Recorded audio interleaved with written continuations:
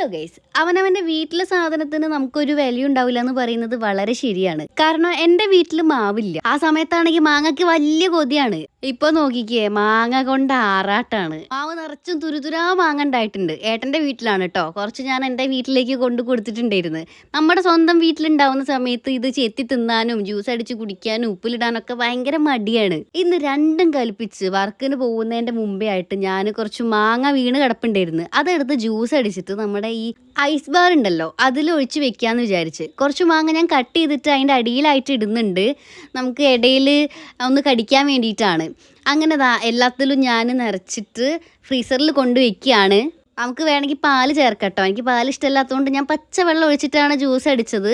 Work കഴിഞ്ഞ് വന്ന പാടെ ഞാൻ അത് എടുക്കാൻ വേണ്ടിയിട്ടാണ് കേട്ടോ ഓടിയത്. നല്ല അടിപൊളിയായിട്ടൊക്കെ കിട്ടിയിട്ടുണ്ട്. ഞാൻ ഏലക്കായ ചേർത്തിട്ടുണ്ടായിരുന്നു, അപ്പം നല്ല ഫ്ലേവറൊക്കെ ഉണ്ടായിരുന്നു. ഇന്നത്തെ വീഡിയോ ഇത്രയേ ഉള്ളൂ. വീഡിയോ ഇഷ്ടപ്പെട്ടാൽ ലൈക്ക് ചെയ്യണേ. ടാറ്റാ.